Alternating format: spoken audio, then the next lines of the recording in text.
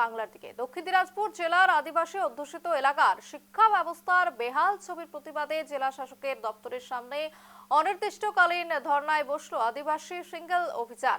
মঙ্গলবার সকাল 10টা থেকে শুরু হওয়া এই ধর্না বিকেল গড়ালেও জেলা প্রশাসনের তরফে কেউ আন্দোলনকারীদের সঙ্গে আলোচনায় বসেননি বলে অভিযোগ। আন্দোলনকারীদের বক্তব্য, দীর্ঘদিন ধরে দাবি জানানো হলেও প্রশাসনের তরফে কোনো কার্যকর পদক্ষেপ নেওয়া হয়নি।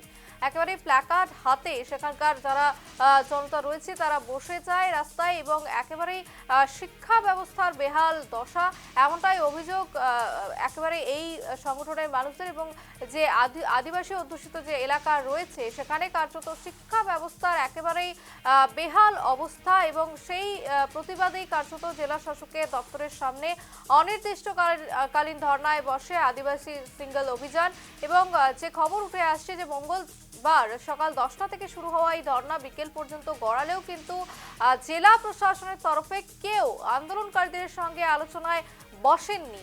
এবং আন্দোলনকারীদের বক্তব্য যে দীর্ঘদিন ধরে দাবি জানানো হলেও প্রশাসনের তরফে কোনো কার্যকর পদক্ষেপ নেওয়া হয়নি।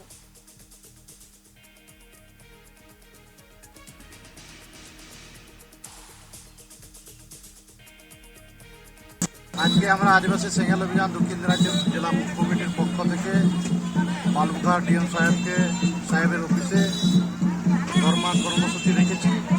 আজকে 10টা থেকে এখন মোটামুটি 2:30টা বাজে, এখন অবধি আমাদের ডিএম সাহেব আমাদের সঙ্গে দেখা করার কোনো নিউজ দেননি। তাই আমরা 3 দফা দাবি নিয়ে এখানে এসেছি। দেওগাঁও আদিবাসী জুনিয়র স্কুলকে মাধ্যমিক স্তরে উন্নতিকরণ করতে হবে। 2 নম্বর দাবি হচ্ছে Deogaon Adivasi junior high school, Raghabnagar junior high school, তারপরে আপনার কাকড়া জুনিয়র হাই স্কুল আর আপনার বাদবলুক হাই স্কুল, এই স্কুলগুলোতে আমাদের প্রধান শিক্ষক নিয়োগ করতে হবে। 3 নম্বর হচ্ছে Deogaon Adivasi junior high school ও Raghabnagar junior high school, Kakra junior high school, Badbaluk high school